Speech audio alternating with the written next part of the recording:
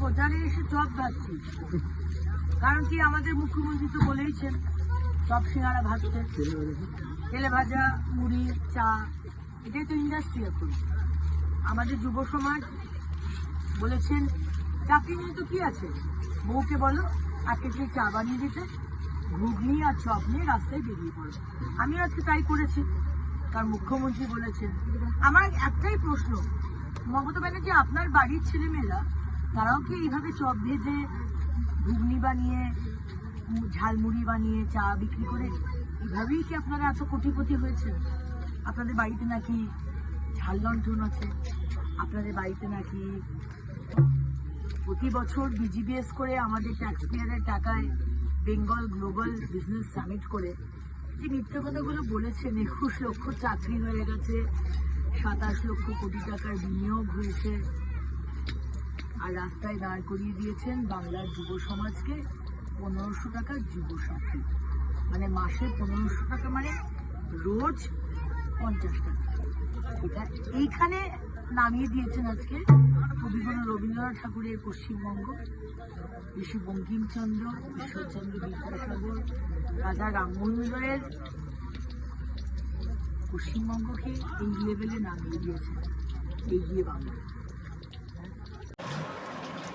অগ্নিমিত্রা পাল বিজেপির এই বিধায়ক এবারও আসানসোল দক্ষিণের প্রার্থী, কিন্তু অবাক হয়ে ভাবুন তো, নির্বাচন কমিশন কিন্তু চোখ বন্ধ করে রেখেছেন একটা বিষয়ে।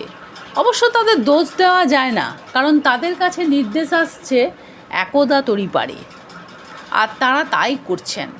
যাই হোক, কীভাবে নির্বাচন ঘোষণা হয়ে যাওয়ার পরেও কেন্দ্রীয় বাহিনীর জওয়ানেরা নিরাপত্তা দেয় এই বিজেপি প্রার্থীকে। আসা যাক অগ্নিমিত্রা পালের চপ ভাজা প্রসঙ্গে। আপনি জানেন কি একজন চপ, চা আর অন্যান্য তেলে ভাজা বিক্রি করে সংসার চালান? জানেন কি আপনি একজন চপ বিক্রেতার মাসের ইনকাম কমপক্ষে 15,000 টাকা? এবার আসা যাক আসল কথায়। হিন্দুস্তান কেবলস বন্ধ কেন? 12 বছরেও তো আপনার মোদিজি চালু করতে পারলেন না কেন? এমএমসি নামে কোনো কারখানা আছে তা শুনেছেন কি? জানেন আপনি এমএমসি চালু করা খুব সহজ ছিল, কিন্তু আপনার সরকার দিন কারখানা যাদের ঘাড়ে ছিল, কারখানা চালু করা তাদের একটিকেও বিক্রি করে দিয়েছে আপনার সরকার। এইচএফসি, বিওজিএল বন্ধ কেন? আসলে আপনি জানেন, আপনারা খুব মিথ্যা বলেন। একবার তথ্য দিন, দুর্গাপুর ইস্পাতে স্থায়ী কর্মী কত নিয়োগ হয়েছে উনিজির 12 বছরে?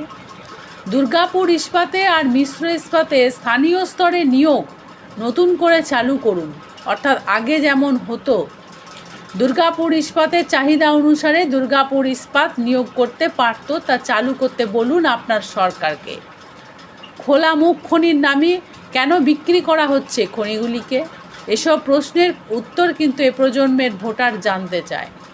আসলে বাংলা দখলের প্রাণপণ মরিয়া চেষ্টা অমিত শাহের স্বপ্ন বাংলা দখল করা।